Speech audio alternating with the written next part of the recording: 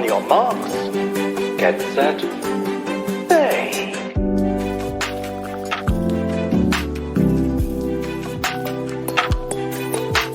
I love that.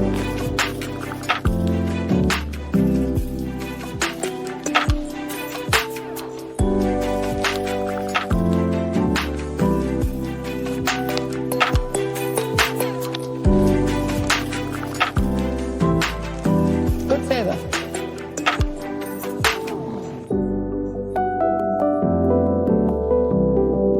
That I really like.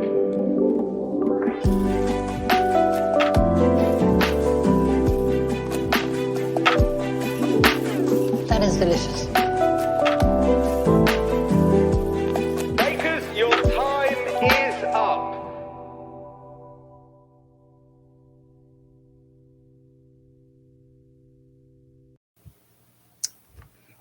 Welcome back to the 10. It's Krème Patisserie.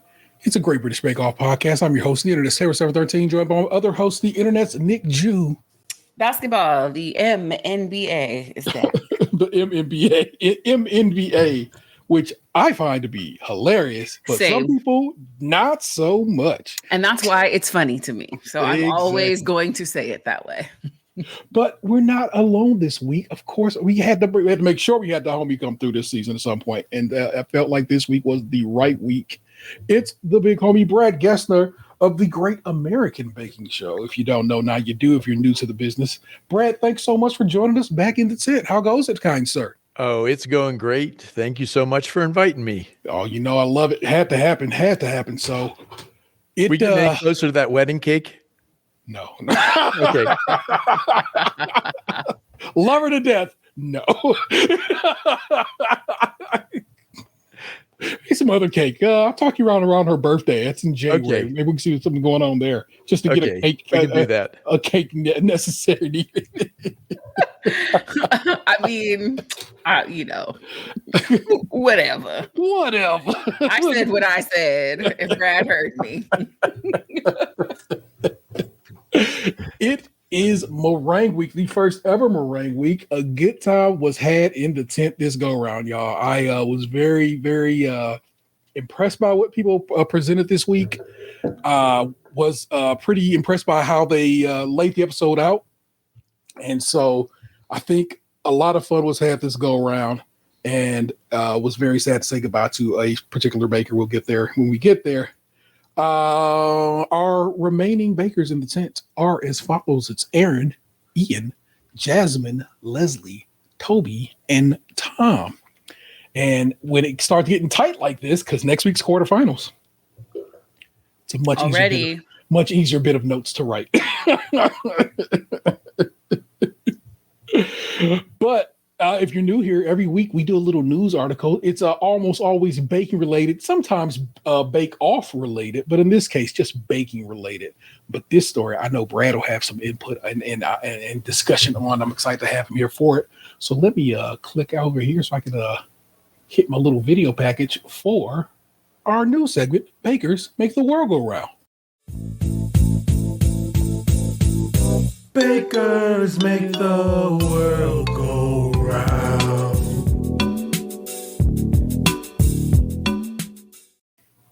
If I could have that fade out just as it goes out, if I could do it manually in post, but I mean, if I could do it right here, I'd be so much happier. But alas, what is one to do?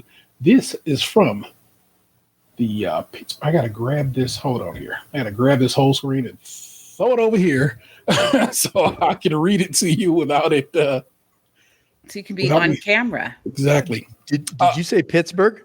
Of course, it's from the Pittsburgh Post-Gazette. I know what you're talking about. Bakers aim for another Guinness World Record for largest Christmas cookie exchange. And guess who's baking for it? Oh, trust me.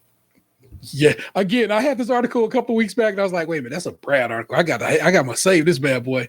Laura Magoni loves Magone, thank you so much. Loves a challenge almost as much as she loves the Western Pennsylvania tradition of the wedding cookie table. Now, I didn't know about the wedding cookie table until Brad put me onto it, and I've been seeing it pop up places, and I'm like, oh, okay, I know what that is. That's a Pennsylvania tradition that's kind of eked on over to Ohio, and it's slowly but surely making its way northeast.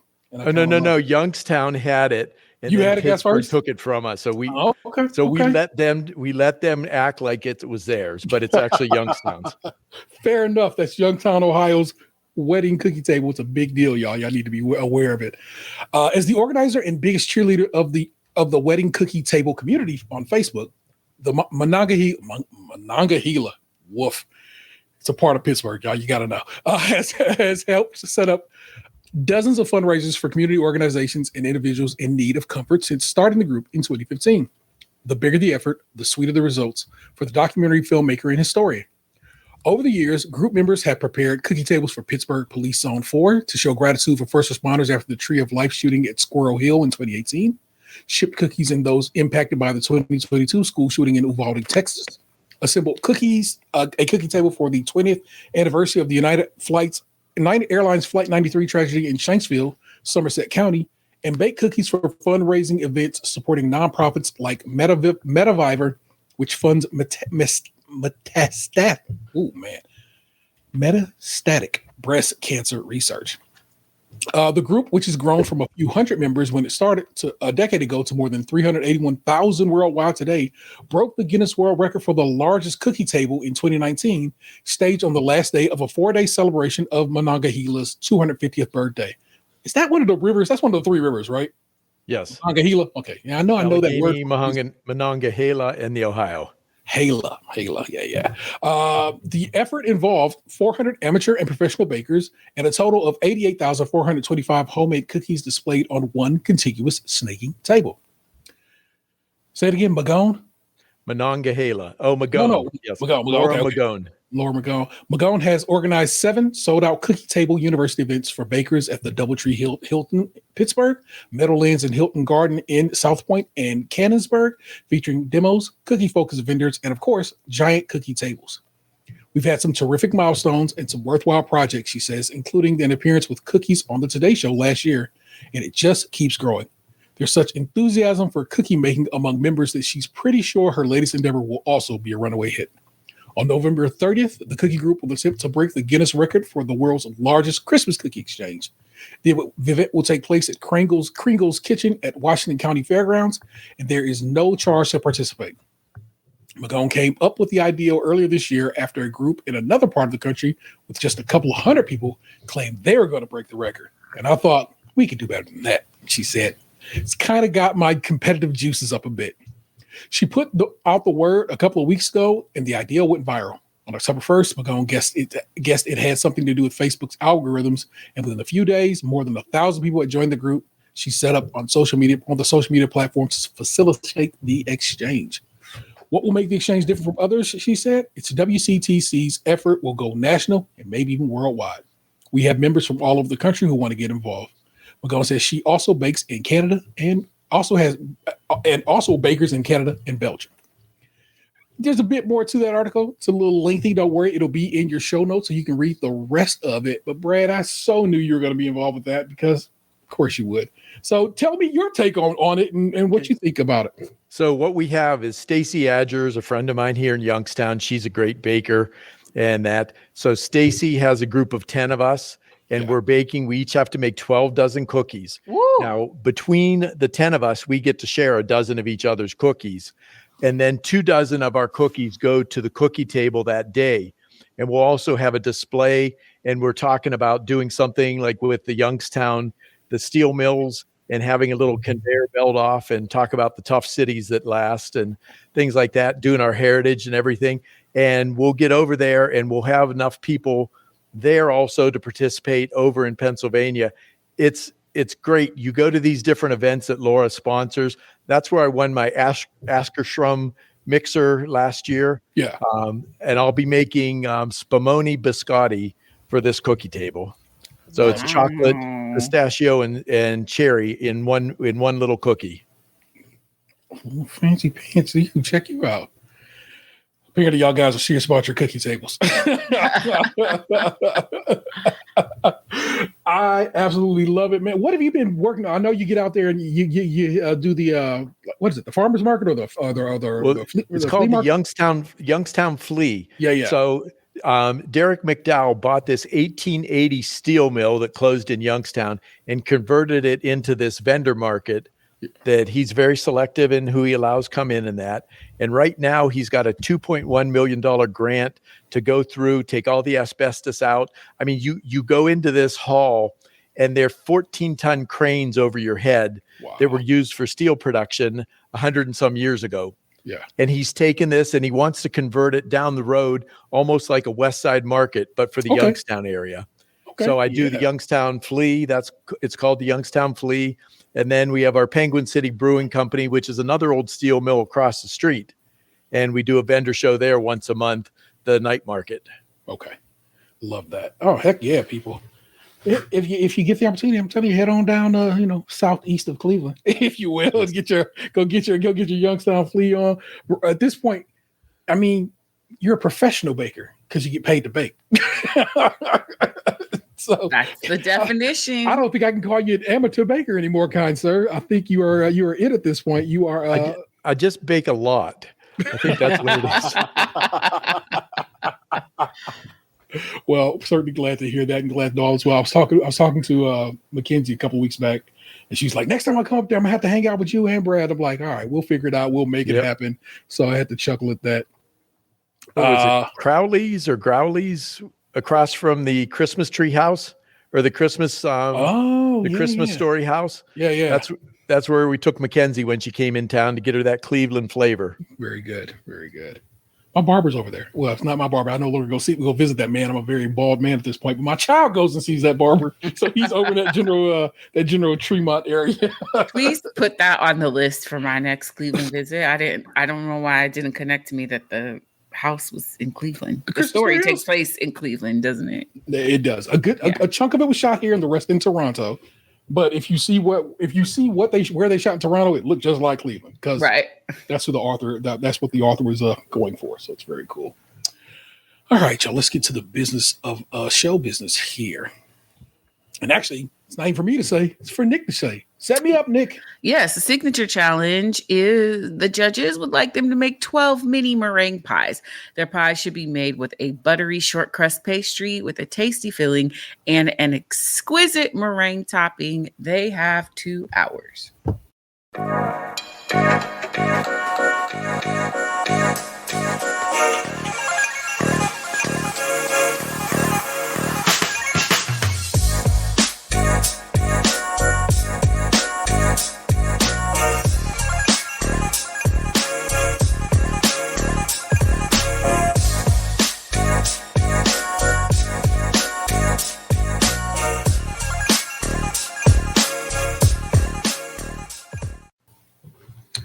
I would very narrowly call this the perfect signature challenge because it was challenging in all the right ways. What the bakers ended up presenting to the judges was almost perfect from everybody, which is a rare happenstance. But I guess when you get this far into a season, it kind of everybody should be kind of hitting on all cylinders. Yeah. And I was just interested in everything, and I think I would have had a bite of just about everybody's work, what they brought to the table, which is not often. So I really am excited to discuss this, and so let's run down the line here. Because it's meringue week, guess what? There's all types of meringues to be discussed. So I guess I'm going to give you just a quick little. Here's the deal: French meringues are made by whipping egg whites, adding sugar, and then whipping again. Okay. Swiss meringues are made by whipping egg whites and sugar together in a bowl over a pot of boiling water, a little bain marie kind of situation got going there until the sugar dissolves and then whipped again. Italian meringues are made by pouring a warm sugar water mixture, so a sugar syrup, into the egg whites while whipping. So you don't have to whip them again. So these are your various meringues that we are working with this week. And so when I tell you somebody made this type of meringue, now you know what was going on there. Jasmine's up first. She's going for a raspberry and passion fruit meringue. Sweet short crust pastry will be filled with passion fruit curd and fresh raspberries with the aforementioned Swiss meringue. I like your idea, but I mean, she kind of likes it. She kind of has this on lock. At this point, Jasmine is like, I'm going to do this, and she does it, and there you have it. So it's kind of like, okay. The fresh raspberry was an interesting choice, but then like when you think about it, like you said, either you got to do it freeze dried or some sort of like puree. And this was a nice, if you want a fresh tasting raspberry, that's how you do it. Leslie's going for lemon and raspberry meringue pies. Sweet short crust pastry filled with raspberry gel, topped with lemon curd and edible flowers. And she's going with an Italian meringue for hers. Ian is going for lucky rhubarb meringue pies. Pâte à sucre filled with almond frangipane, topped with vanilla Italian meringue, fresh rhubarb, and blackberries with a rhubarb compote kind of throughout it. Pâte à sucre is a classic French sweet crust pastry, short crust pastry. It translates to sweet dough. If you didn't know that, now you do. It's like, I feel like that's one of the obvious ones. Like sucre just feels like sugar, sucralose almost, if you will. So sugar, yeah. And pâte is, of course, crust. Anyway, rich, buttery with a delicate crumbly texture. It's most often used as a base for sweet tarts and pastries. It has a sturdier, more cookie-like consistency than flaky. So your short crust is either going to be flaky or a little crumbly. And I kind of dig that he went with a different one. When you put those rings in there, who was it last year that made rings? And they didn't put pie weights in. And so the ring kind of fell over on itself. Oh, I don't remember. And when I saw those rings, I was really like, oh, God. I was like, but he did it right. He baked them he as he should. And I was like, all right, that kind of worked out. Because they filled them. You know what I'm saying? He got because it's a frangipane, so it all kind of worked out for him in that regard. Tom's making rhubarb and strawberry meringue pies. Short crust pastry going to be filled with rhubarb and strawberry curd, topped with a ginger flavored Swiss meringue that will be torched after it's piped onto the tarts. And as he's making this and the judges are hanging out with him, we learned that Prue does not get down with torched meringue, and that will come back later. She doesn't like the texture of it. And at that point, I probably would have just changed my whole bake. I don't know. Because you know what it is when you change it the last second, it'll get you kicked out the tent. Or at least make sure I really torched them very well. Yeah, I don't think she. Yeah. Aaron is going for an almost Mont Blanc meringue pie. It's a chestnut flour short crust pastry filled with black currant compote. Did you know black currant is one word all the way across? There's no black space currant. Black currant. Word doesn't even give me a little squiggly line underneath it. That is how that is spelled. It's a black currant compote and cremole topped with chestnut cream filling and yuzu and black currant meringue. A Mont Blanc or Mont Blanc au marron, sorry, my French ain't great, is a dessert of sweetened chestnut puree in the form of vermicelli. You got to see it. I'm about to show it to you. Like a noodle? Yes. Shaped the top with whipped cream. It was created in the 19th century Paris. The name comes from Mont Blanc as the mountain blank, the white mountain, as the dish resembles a snow-capped mountain. Give me just a moment, y'all. God, I love the French. They are so something. When I show you this, you're either gonna be like impressed or grossed out. There probably won't be a middle. It don't look good. Which is why I'm happy Aaron did what he did too, because it's a much better kind of situation. Oh no. Because it does look like noodles. Oh no. Not puree. But a Mont Blanc would be the noodles kind of surrounding it, and then the middle would be filled with cream. So like a mountain situation there. Yeah, that looks better. Oh no. Oh no. No. That shit looks like ramen. Okay, now that's interesting. Yeah, because you kind of made it look like ramen in this case. Yeah, it's like an illusion cake. Yeah. That's not bad either. Yeah. So there's some ways to make a Mont Blanc, do some Mont Blanc. But you have a comment in the chat about the ramen cake. Tastes better than it looks so long as you like chestnut. And that's the thing. So I wonder, I think I've only ever had chestnuts, Christmas time, you cracking nuts, you know what I'm saying? Yeah, I don't know if I've had enough. Yeah, I don't know what chestnut tastes like. I can't recall it. Yeah, so I need to figure that out if I want my dessert to be chestnutty or not, but mayhaps. I'll not knock it. And also, he didn't make it look like that, so I was good to go. Man, Aaron knew what he was doing. He's like, "Nah, don't worry about all of that." Oh my gosh. I'm sorry, I scrolled my notes. I have to roll back up. There we go. Toby is bringing up the rear here. He's going for an apple lattice meringue pie, short crust filled with apple, candied walnuts, and vanilla custard with meringue piped on top to resemble a pie lattice, then torched to give it a baked dough appearance. When we get there, I'm going to show it to you. We're going to get there. Let's go ahead and judge their output. Tom's up first. Neat as a pin. I said it before they said it. As soon as the camera hit it, I was like, oh, neat as a pin. Of course, Paul's like, I would have liked to have had more color on the meringue. Prue, of course, is not a fan of sticky meringue, and they cut into it with the fork, and she literally gets squicked out. Like, yeah, it's like, okay, Prue, I fully get it. That To have Prue well use the word you. disgusting is rare. Yeah. Because I don't like wet desserts. Like I said, fully understand what was going through that woman's mind and the way it felt going up her neck. The meringue has a lovely flavor, she says, but disgusting texture. I have never heard someone has something in the tent be described so poorly. They'll say, I'm not a fan of it. They'll say, I don't like that flavor, blah, blah, blah. She straight up said disgusting, which made Paul's face scrunch. Did they call it gluey? No, that's somebody else. That's coming up. Okay. The tartness from the filling is nice. The overall flavor balances well, and the strawberry comes through.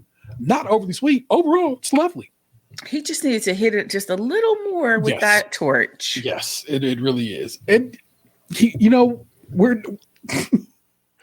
I don't have a torch in my kitchen. Same. And maybe someday I will. I don't really have a need for it, but it's like, in theory, they're kind of torch rookies, So you got to get there. You'll get there. Leslie's up next. Pastry looks pale, but the lemon curd is delicious, but too thick, gloopy, and a bit gluey. You're right there, Nick. Gloopy and gluey. Yeah. The meringue is lovely and set well. It cuts well. The flavor of all three balances well, but the pastry is overworked and underbaked. They were gorgeous to look at, though, y'all. But they were noticeably paler in their little complexion on the bake. So I get it, and you can see it off the rip. Like, they need a little longer, and that is the story of Leslie all this episode. Just a little longer to bake. Just a little longer. Jasmine's up next. Right off the rip, Paul likes them. They look beautiful, nice and crisp pastry that holds together well. Prue takes a bite and then exclaims, "Absolutely perfect." Mm-hmm. Crisp pastry, strong passion fruit flavor, a bit of the raspberry and a creamy meringue, really good.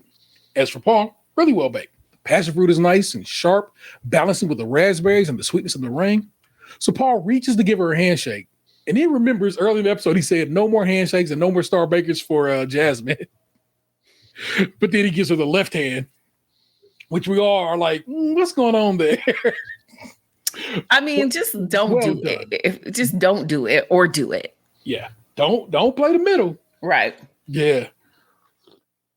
If you recall, last week or the week before, we went through GBBO data on Instagram, and what that person who runs that account did was have people. He put out a poll and had people vote. Does the left-handed handshake count? And enough people said yes, 60%. If you're wondering the numbers, that he was like, all right, we're gonna count, or they, I don't know who runs that account. So he, she, them, or they was like, okay, we'll count that for now. And I'm like, I think it should count. Yes, it's a handshake and it's all to the good. Aaron looks interesting. The blowtorching is all over the place. Again, these are rookie blowtorches. So I promise you, I think a couple of tries at it, they'd be fine. But beautiful. The sharpness of the yuzu marries well with the sweetness of the cream and the compote, and the pastry is fantastic. Prue would have enjoyed more chestnut cream, but does get down with the overall bake. And if she saw it in a patisserie, she would want to buy one. Mm-hmm. Well done. Ian, love the look of them. Very complicated, but absolutely beautiful, as everything goes together really well. Just lovely. Paul likes the tartness coming from the frangipane and thinks it's baked beautifully. Paul also gets the tartness from the rhubarb, but not necessarily the flavor. But overall, it's a decent bake. Now, does he want the rhubarb flavor? Because Allison seemed to be like, rhubarb is not doing for her. Right. But you get the tartness, so that's there. Maybe just leave it there, Paul. And frangipane is almond? Yeah. Just I'm a trying sweet to imagine. almond. I'm trying to imagine rhubarb and almond. I don't know what rhubarb tastes like, so Okay, rhubarb is like a sour cherry, Yeah. maybe a little bit bitter along the way. If you can get past the green color on most of it, it's good. It's better with strawberry. it for looks sure. like celery. So can Yes. I just gnaw on some rhubarb? You I think can, you but can. you'd like some dip it in sugar first. Okay. I'm gonna try to find some rhubarb. It's probably rhubarb Wait season, till right? spring. Oh, no, it's spring. Okay. Very good. I got a plant outside. Oh, fair. Oh, fair. All right, y'all. Toby's bringing up the rear here, and I need y'all to know that Toby whipped up some magic. Let me tell you something. Oh my God, Toby has arrived. Has to be seen to be believed, and if it has to be seen, I have to show it to you. When he was dyeing the meringue, I was like, this is either going to be incredible or it's going to look like doo-doo. Look at this, y'all. Crazy. Look at these. You would not believe that is meringue on top of that. Torched That's meringue, crazy. in fact, that looks exactly like a baked lettuce. It's insane how good it is. It's so good. How deep the crust was, too. Yeah. Oh yeah. my God. It's just, come on. Prue finds them lovely. Paul thinks it's very clever to make little apple pies. This is before anybody's tasting anything. They're just them staring at it, right? Prue gets a bite, lovely, sharp. The pastry is delicious, and Prue likes the meringue. And Paul just reaches out with his hand. Immediately just shakes his hand. Mm-hmm. Didn't even say a word about what it tasted like, what he thought about it. It was just like, what? And I got to shake your hand on this one. He then goes on to say, of course, it's the tartness of the apple, the texture, the meringue, which isn't overly sweet. It's delicious. And Paul said he's never seen anything like it before. And of course, that's handshake worthy. Yeah. So got to give it up to my man, Toby. Toby, he was so red after he got his little handshake. I think he was just like, oh my gosh, I can't believe he got over the sweet. And I feel like that gets you like, you could be in the final. Yeah. It's that kind of energy that gives you at this point. There's a running joke on Aaron's Instagram of like how everyone of his friends is getting handshakes except for him. I'm telling you, man, he just lacks a little panache that everybody else seems to come through with. He'll miss it by the smallest of margins. Like last week when was the week before when they made the coffee cups. His was perfect. Slightly the mousse was just slightly thinner than but to desired. me it always feels like a preference thing. It doesn't ever feel like a knock on his technical skill. It's always like a preference thing. But then you jump over to Tom, who did just a little extra of a perfect bake, perfect mousse, and then he did a little sprinkling on top of it, so it made it look like a coffee art.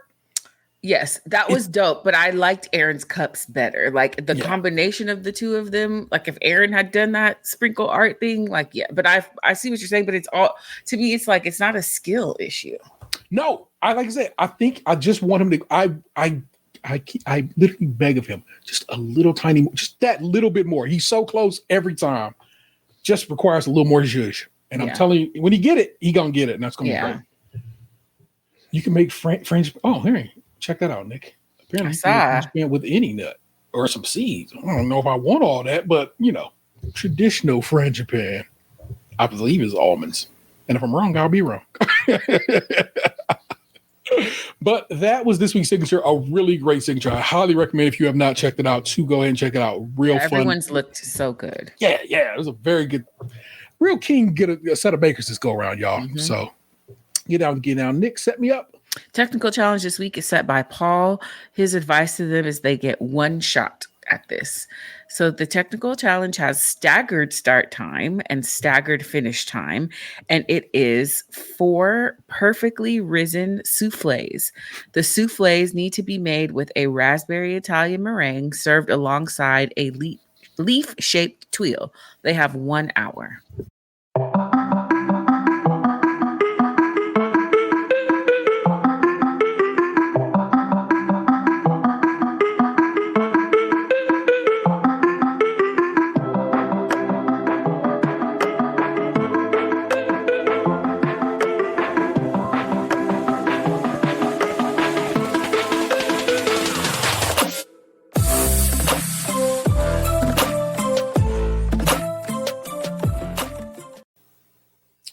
love a staggered start. Love a little tweak to technical here and there. Technical is, it's not that it's boring in any way, shape, or form. I love a technical because it's always so fun to see what they bring, underneath the old gingham there. But a staggered start time just adds a little more something to it. And I'm like, this is gonna be fun. Plus, they're gonna eat it fresh, so it's not gonna have to sit around and wait for the judges to come around. They're gonna get that bad boy quite literally piping hot. So that's kind of good and something I enjoy about it. So. Up first, you know what it is? It's technical, so I can't really tell you much about it. They do it. They do it at a staggered start time, and we're going to judge it. So let's start with judging it. Ian's up first. Good height, but very sweet. In fact, too sweet. Why is it too sweet, Nick? Ian's? Yeah. Oh, because he mixed up his freaking ingredients. He put the amount of sugar that he was supposed to put the amount of, what was it, flour or whatever. He reversed them. The eggs, egg yolks, egg whites and the sugar, reversed them. Yeah. And he said, I thought it said to put the remaining sugar. The producer was like, you put like 230 grams of extra sugar. It's like, wow. But it gave it that height. It really did. I got to respect that because kind of impressive when you think about that. Not enough raspberry, but the texture is on point, and the twills fully meet the brief. They were very impressed by those twills, and I kind of was too. I was like, okay, my man, he knew what it was off the rip to how to make those twills. Toby's up next. The twill is baked well, but the souffle should be higher. The meringue was taken too far, and thus the texture is a bit flat. Leslie, it's like liquid. Clearly on the bake, the egg whites have been over whipped. The twills are, I'm going to say, quote, thick as hell, and all different colors, just not good. Aaron, a bit of height, but not as much as expected. Not quite as set as desired, and a little wet in the middle, which is why it's not as high. The flavor's good, though. It's a bit lumpy. The twills are too thick. Jasmine, the twills are all different shapes, but do taste good, and the color is good. As for the souffle, it doesn't look good at all. Too soft. It's liquid, but it does taste good. And in fact, the flavor is the only thing going for it. Damn. It's like the first time Jasmine showed weakness. Yeah, that was we'll go. Yeah. Tom, poor height. Looks rough. Too sweet. Not properly risen. And grainy. The twills are underbaked, pale, and flat. Just, he stinks at technicals, y'all. He's so bad at them. It's just, throughout, it is. I think he's had one like where he was kind of middle of the pack, but otherwise, no. Tom and Technos remained not so great.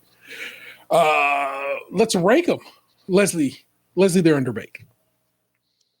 Tom, they're slightly underbake and not much height. Jasmine comes in fourth. Toby in third. Aaron, nicely set, well risen. Pretty good job. This is the exact opposite of what they said when they first ate it. I don't understand. They had so much smoke for his thing, and then he comes in second. And Ian, who put way too much sugar, wins the technical. And Ian was like, how did I do that? How?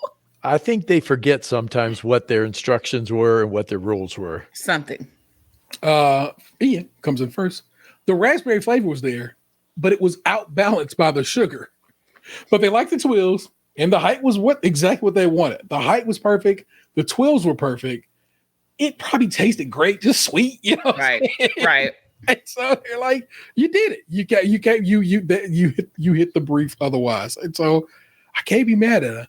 But like I said, when it's fascinating to me to watch what they say on that initial taste, and then when they come back and like, wait, hold on, because everybody probably gets a second little try and so forth, but it's like, bro, this really went a different direction. You just said it wasn't right in this many ways, and then you're like, nah, that's number 2. Crushed it. You didn't say that just a little bit ago. Did not. And if you want to see a follow-up to this, Nicole Afterhar from our season just did this and put it on her Instagram. Oh, and cool. In the end, she tasted it, and she said she does not like egg jam. I don't think I've ever had a souffle. I have, but it's always fallen by the time it's gotten to me. So it's just like a sunken a deflated mattress. And you have quite a few of them say they've never made souffles before. Yeah. It's because people always talk about how because souffles always just fall, and so it's like I don't know. I don't know. Try to get some ramekins to see if I can hook something up. I don't know. I feel like I relate to a souffle. Like if you overwork me, if you don't put enough sugar, if you don't handle me properly, I'm gonna fall. You're gonna fall. Very temperamental. But otherwise, you can rise. And Right. It's like, I love that. I love that for you and souffle at that point. So respect. See?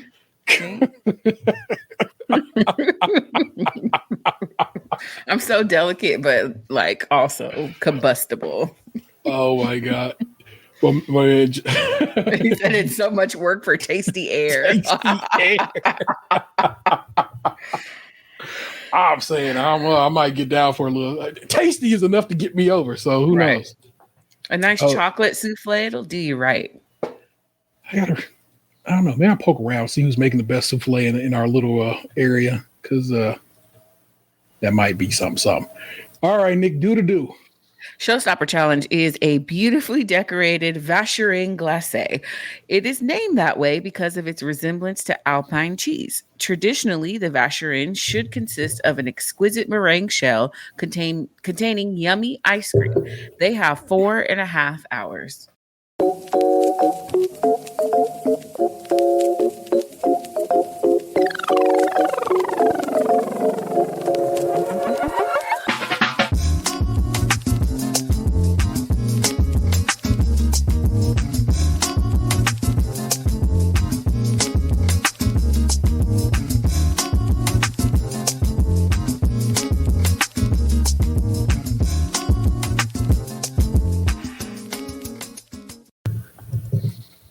Nick, were you showstopped this week? No.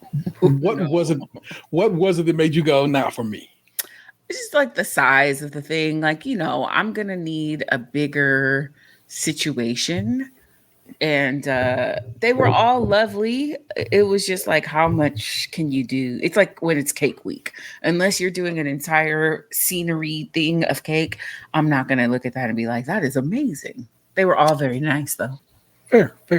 A Vacherin glacé is, of course, a French dessert made with layers of meringue, ice cream or sorbet, and chantilly cream.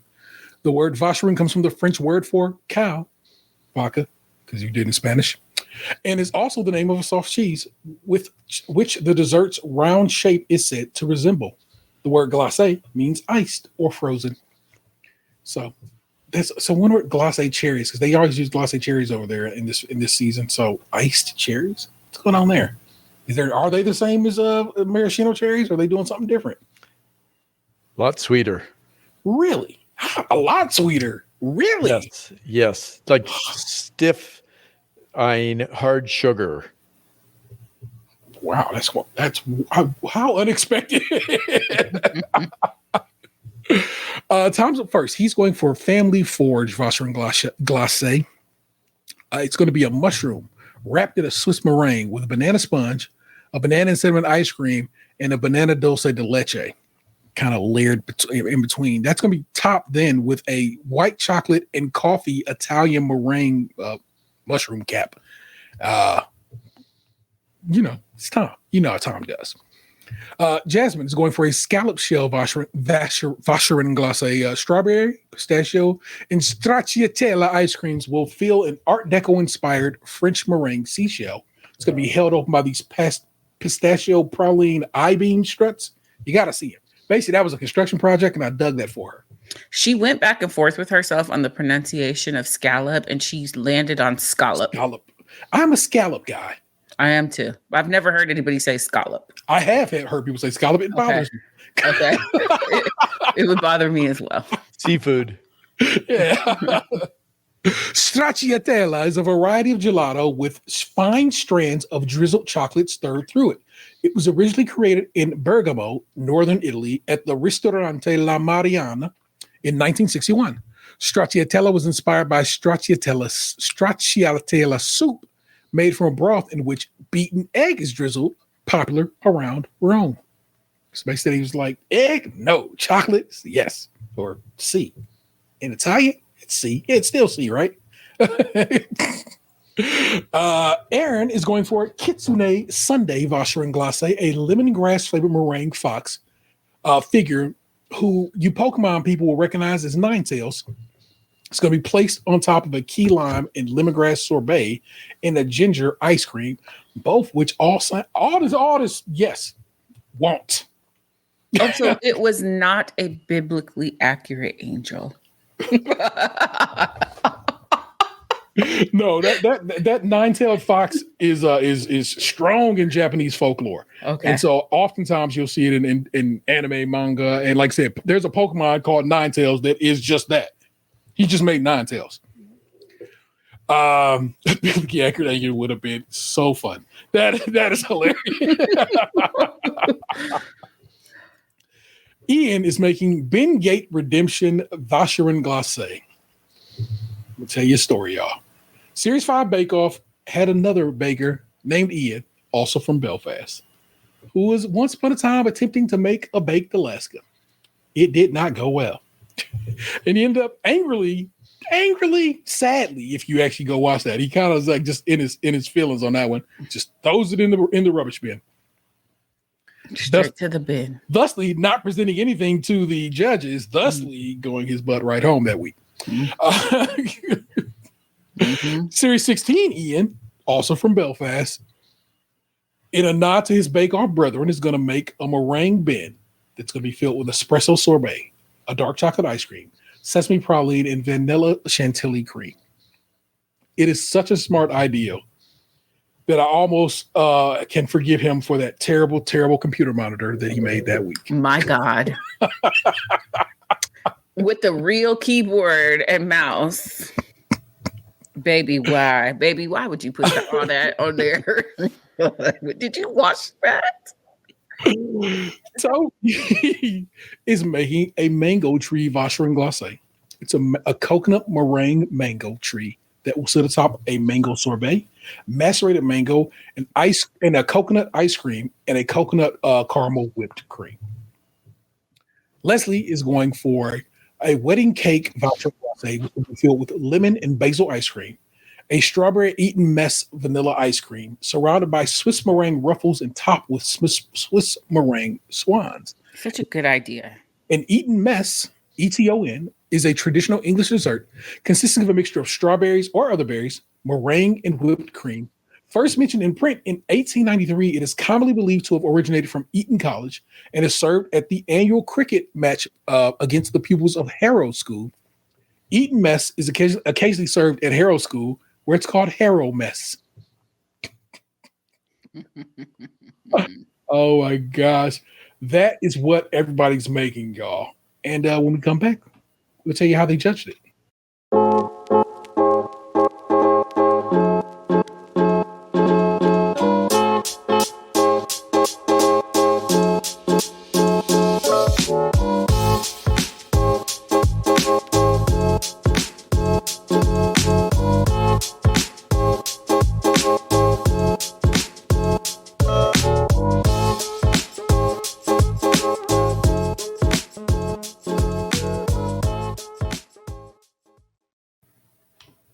Man, I really had a good time with this one. I gotta tell you, not a huge fan of meringues in general, but I can always appreciate well-designed bakes, and so I'm kind of like, okay, this is gonna be a good time. This is gonna be fun, and I can kind of see what everybody's trying to pull off here. Jasmine's up first. The ice cream looks well set. The meringue looks well baked. Shame it cracked. The French meringue dried out nicely, and the white chocolate layer was smart because it keeps the ice cream from basically soaking into the meringue. The ice cream's all distinct and tastes good. It's a very good job. It's very neat. It's very Jasmine. I just feel like somebody else would have gotten much harsher criticism. Her whole front was broken. I feel like they are just accepting of everybody because everybody did have cracks. Yeah. Nobody it was just a pretty design. Yeah. And probably, well, let's see, what is that, 4.5 hours? Well, yeah, because what Tom said, he would have liked to have had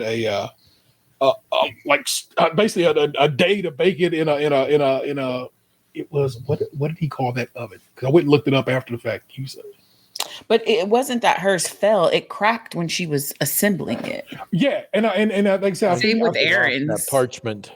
yeah, I think just trying to separate it from the paper and so forth kind of got it. And AGA, and apparently these are a range of ovens, and they're very fancy and super high end. It's like, wow, these are so fancy. So that's what Tom said he would have wanted to have made this in. So man, y'all should see this website. This is wowzers. All right, here I'm gonna share my screen so y'all can see AGA's website.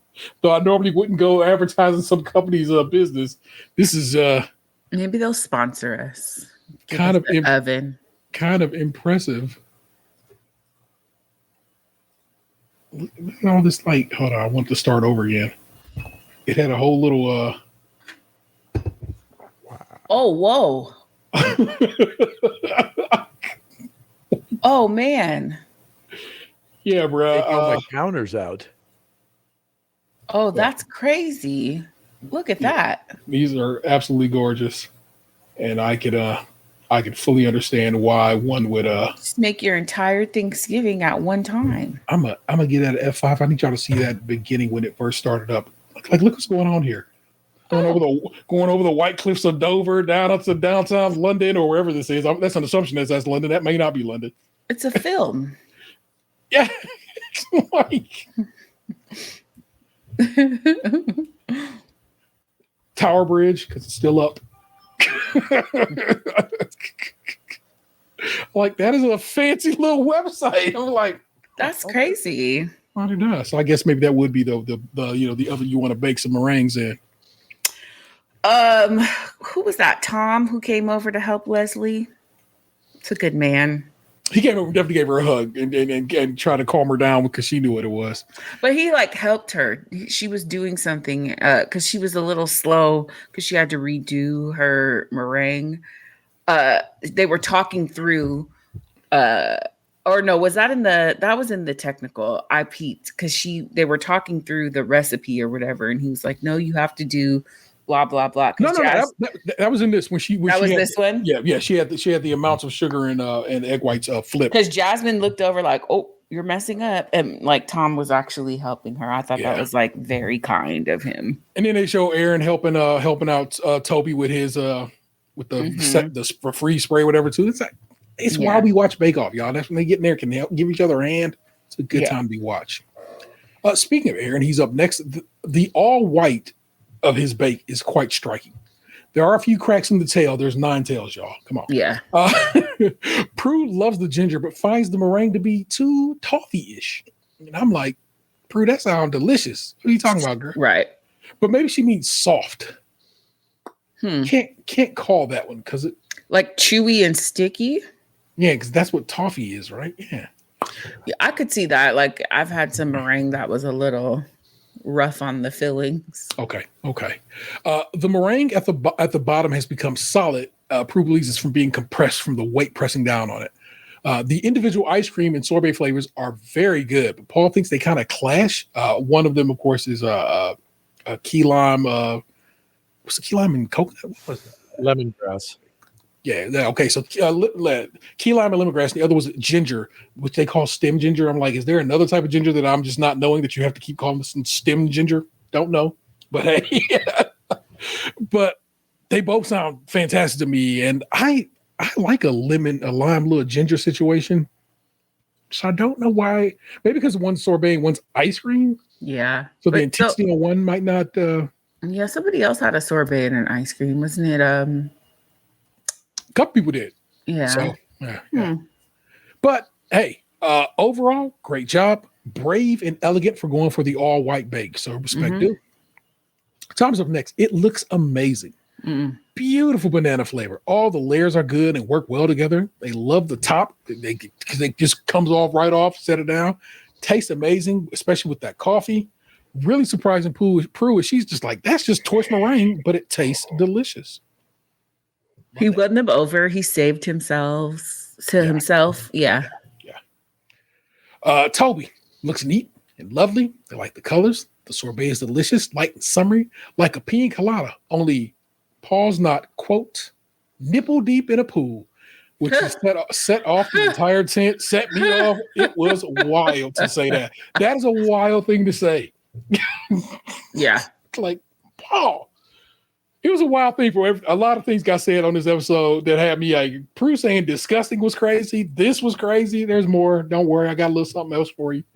It was a wild week for what people were saying in the tent this week. But everything works well. The meringue is well baked. Everything works well together. It's very nice. It's really delicious. You already know what it is with my man Toby this week. Ian looks wonderful. And just like a real grubby bin. Very strong flavored chocolate ice cream, and that you kind of need the meringue to go with it because it's not very sweet. Paul absolutely loves the design, but neither the sorbet or the ice cream do it for him.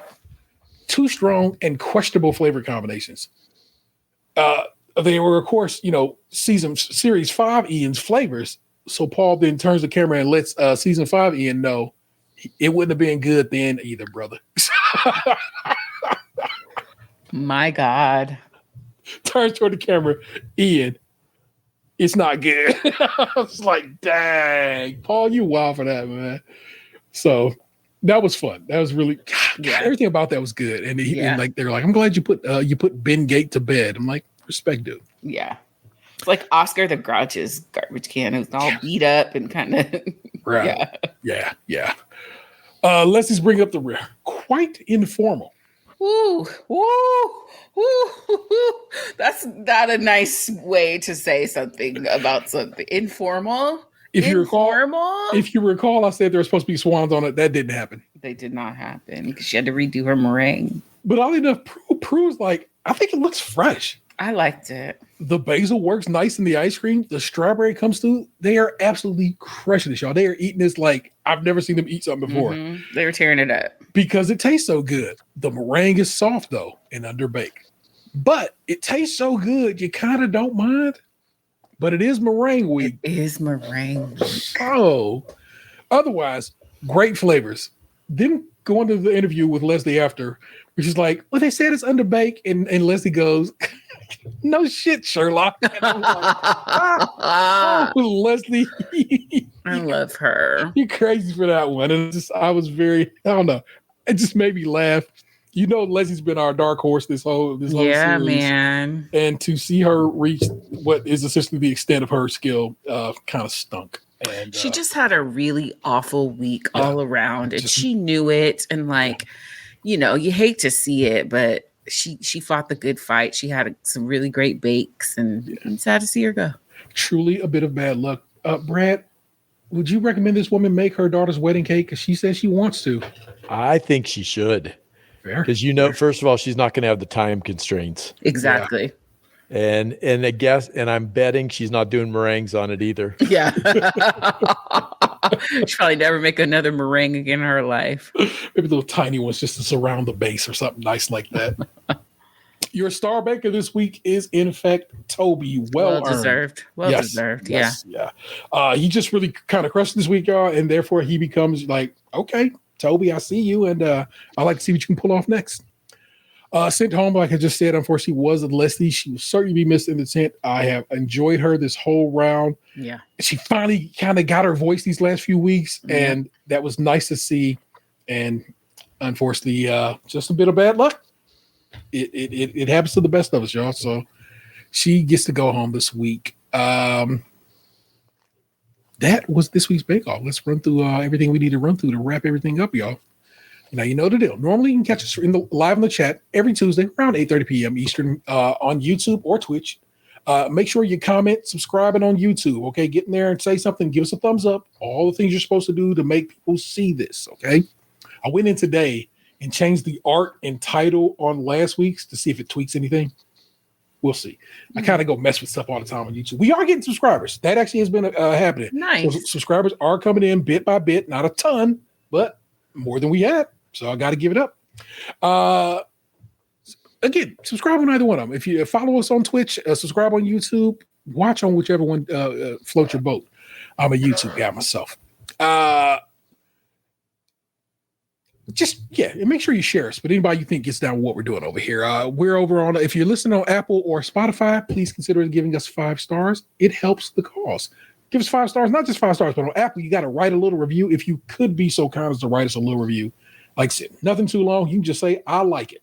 And that helps other people see us and maybe spread the word of what we're doing over here. If you are so inclined, feel free to message us at podcast@stagecrunchyMilk.com or call, text, leave us a voicemail, 216-264-6311. That's 216-264-6311. We'd certainly love to hear from you, and hear from you we have. You know who it is. It's the homie Frank, who will be kicking it with on the finale.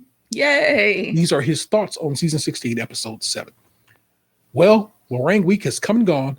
It was great and heartbreaking episode. It was a great and heartbreaking episode. Yeah. They'll need to do this one again. I'm impressed they came with such a good variety of challenges. I winced when they said the technical was a souffle. I don't do too much baking, but I've attempted a souffle. It's nerve-wracking. Praying it will rise correctly. So I would cut some slack for everyone's output on that one. Hooray for Toby. He pulled it together and got a handshake. What makes it sweeter is that the bookies had him as the odds-on baker to head home this week. Oh, wow. The fact that they are gambling on bake-off. That's crazy. It's insane. There's a gambling crisis. Yeah, at that point, there's a problem. By the way, there seems to be a question of whether or not Jasmine's handshake was real. We discussed that since Paul used his left hand. I don't know. What do y'all think? Hey, man, it's a handshake and I'm counting it. Yeah, Paul did say at the end it's a second hand handshake. Yeah. So, hey, I'm giving my handshake and keep moving. That was perfect, and you know it. I'd take it. Yeah, for sure. Aaron was much sassier this episode and leaning more into his gay self. Ergo, he got better results. That's a way to look at it. I can hear that. I was very sad to see Leslie eliminated. Same, more so than any other person this season. No, but that's just because I am who I am. It's one thing when it's due to a contestant's ability falling short. It's easier to deal with if they were too ambitious or designing a recipe that was flawed. But for it to come down to mixing up the amounts of the 2 main ingredients of meringue is heartbreaking. Yeah. What makes it even more frustrating is how delicious the judges thought it was. You rarely see Paul respond so passionately. Yeah, he was wrecking that bad boy. It must, like I said, it's fruit, it's cream. Can't go wrong, man. That man was licking his fingers. If she made it right the first time, she would not have been eliminated, and she might even got a handshake. Conversely, if Ian hadn't gotten eliminated, it would still be heartbreaking. If he had been ousted, that means he would have failed to put Ben Gate to rest. he would have been the second Liam from Glasgow, Belfast, not Glasgow, to be eliminated for a meringue ice cream based showstopper. It would have gone from Ben Gate to, in Noel's dramatic voice, the Ben curse, a defiant curse mocking contestants for years to come. Okay, there's a ton of things that happen in the extra slice that is worth mentioning. First, there was quite a batch of studio bakers that Tom Allen talked to. A lesbian couple who met when they were working at a pharmacy school. One of them made a giant Noel biscuit that was inspired by Aaron's biscuit showstopper. It contained a hidden chamber where the heart would be and full of Noel's favorite things. The other woman made a 2-tiered black velvet Prince of Darkness cake in tribute to Ozzy Osbourne. It included bats with their heads bitten off. Oh. 2 female friends who were pharmacists made an illusion cake to look like a prescription gel capsule. They coated it with the same gelatin used to make actual capsules. Man, I have got to watch this episode of Extra Slice because that is crazy. Another special baker that appeared was one of the judges on the Great Canadian Bake-Off. Oh. Cool. Leighton appeared with her husband. He came because Leslie is his Bake-Off BFF. He made triple chocolate muffins since Leslie is crazy about them. Good to know Leslie and Leighton made a friendship. Yeah. 5. This couple named Julie and Andrew. Yes, that's their name, Julie Andrews. That's cute. Crazy. Made a cake for Tom Allen called Tom Alien. It was a figure of Tom coming out of a pod of the xenomorph of the Alien film franchise. They were fans of the film and said they went to see Sigourney Weaver this year starring in The Tempest. They hated the play, and Sigourney did not stick around to give autographs. Hence, no qualms about ragging on her. Yeah, Lord. It's long and it kind of wanders in the end. Like it's a lot. I feel that. When Leslie came on, she said she has no plans to switch careers since her clients won't have it. She's in the middle of writing a cookbook, though, using her grandmother's handwritten recipes. They showed unseen footage from Bread Week where Paul had Natalia be a guest judge assessing Leslie's Corvai Showstopper. She gave Leslie a handshake. Oh my gosh. I love that. Next week is dessert week and the quarterfinals. Yes. So it is a good time to be had there. Brad, thank you so very much for joining us this week. Brad. Thank you for having me. It is always a pleasure. If you don't know, everything we have done over the last few seasons stems from this man writing an email to say, hey, I'd like to talk to you guys. And since then, I've had connections building at Roku and so forth, and it goes well. And then you get every other baker that's been on the show is because of him. Yep. So if you like what we do, it's because of that guy right there. Remember, go back, rewatch Roku, Great American Baking There Show, you go. seasons 1, 2, and 3. And you can watch Brad being robbed when they sent him home too early. Fully agree. My wife agrees with you. And you should watch it because it's great. It's a really well done show. I cannot express that to you guys enough. It's just they do a great job over there. Word up, Nick Jew. I guess hold on, Brad. Where can people keep up with you if they're so inclined? Me and if you wanna find me on Instagram, Brad Gessner. If you go on Facebook, Baker Brad. My daughter decided to name me that. I don't know where it came from though. I love it. And when the Youngstown Flea is popping, November 1st. My man November 1st outside. There's things to be had there. So go enjoy. Nick Jew, where'd you get that Sophia from? I can't find Rose, but here's Blanche. Nice. I only ever had the 3 of them. Okay. You ain't get a Dorothy? You ain't get a Dorothy's boy? I did not get a Dorothy. Actually, no, I only have these 2 because I have a group of friends and I play both of these roles, I think. Okay. But I'm actually Dorothy in that group. I need to know how I remember. No, I'm Sophia in that group. I need to know how I remember Dorothy's last name. That show ain't been on. Zbornak. That has not been on in a very long time. How do you forget Zbornak? Yeah, I don't know what happened to Dorothy, but I think I just got these 2 because that's who I am in this group. But they're little paper clips. Very Aren't cool. they fun? Nice. You can use them like little book marks and so forth. Yeah. I just have them up here in this little slot on my computer stand because they bring me joy. I love that for you. That's Nick Jew. She is Nick the Jew on IG and Nick Jew on Blue Sky. Yeah. If you were so inclined. Yeah. I think she's private, so you can't just go following her randomly, folks. I'm not private. You can't go private on Blue Sky yet. Okay. And I'm not private on Instagram today. We'll see what happens next time. I am the internet's Taro 713. We will, just bake with us again next time. And until then, peace.